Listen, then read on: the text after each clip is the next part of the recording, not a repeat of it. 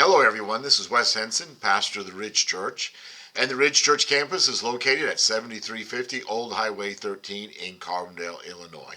And this week we are in session 5 of our study, Elijah Living Outside the Comfort Zone. In week 1 we were introduced to King Ahab and Queen Jezebel of Israel, and also the prophet Elijah. And because Ahab and Jezebel were leading the people of Israel to worship Baal, Elijah, as the prophet of God, confronts King Ahab, telling him it's not going to rain for a long time. And this is a direct challenge to Baal, who was the god of the crops and the harvest and the rain and the thunder and the lightning and all of that. And it took courage for Elijah to confront King Ahab. And the point of that lesson was that serving God often takes courage. In session 2, we learned that serving God should be fueled by our trust in God. And we saw that play out as God sends Elijah to a widow and her son in the center of Baal worship. Furthermore, the widow has nothing to provide for Elijah. And both Elijah and the woman trusted God to provide, and God provided. The point of session 3 was serve those around you through consistent prayer. And Elijah demonstrated this truth as he prayed for the widow's little boy to come back to life. And last week, the faithfulness of God was revealed in a mighty confrontation on Mount Carmel. God answered Elijah's simple prayer and consumed the sacrifice, and then the rains returned. And because God is the true God, God deserves our loyalty and service. Okay, so that's our quick review. Click below for a 2-page outline and a study guide of this week's lesson, and then join this study at the Ridge Church on Sundays at 9 a.m. or Tuesdays on Facebook and our website. Now let's get into today's lesson. And today we begin in 1 Kings chapter 19. Coming off this spectacular victory against the prophets of Baal on Mount Carmel, Elijah stumbles into deep discouragement. Now, how God met him in that moment can inspire all of us who find ourselves burnt out and ready to give up. And the point of our lesson today is don't let discouragement keep you from serving the Lord. Okay, we're in 1 Kings chapter 19. Let's begin by looking at verses 1 through 5. So when Jezebel hears what happened to the 450 prophets of Baal, they were killed. She threatens Elijah with death. In verse 3, this is how Elijah responds. Elijah became afraid and immediately ran for his life. He sat down under a broom tree and prayed that he might die. He said, "I've had enough. Lord, take my life, for I am no better than my ancestors." And then he laid down and slept. The truth here is that we should never give up in the face of opposition.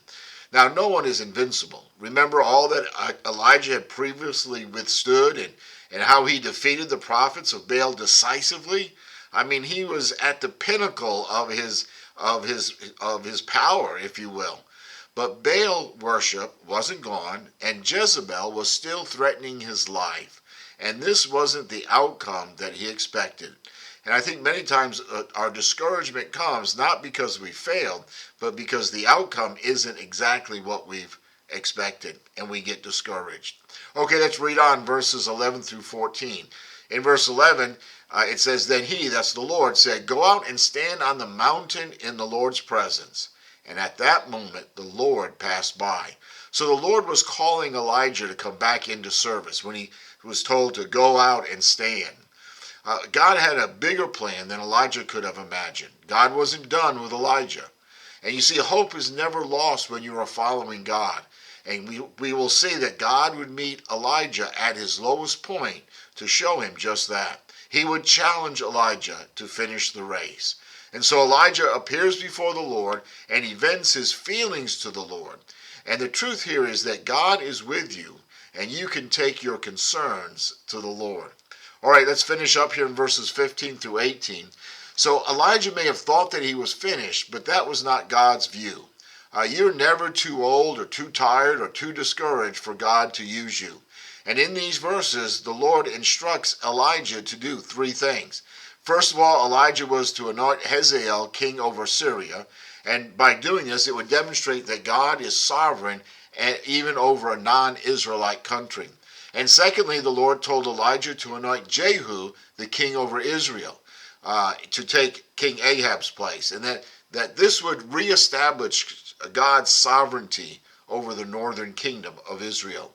And then finally, Elijah was to anoint Elisha as his own replacement. God was intentionally working out his purposes by placing in leadership those who would carry out his plans.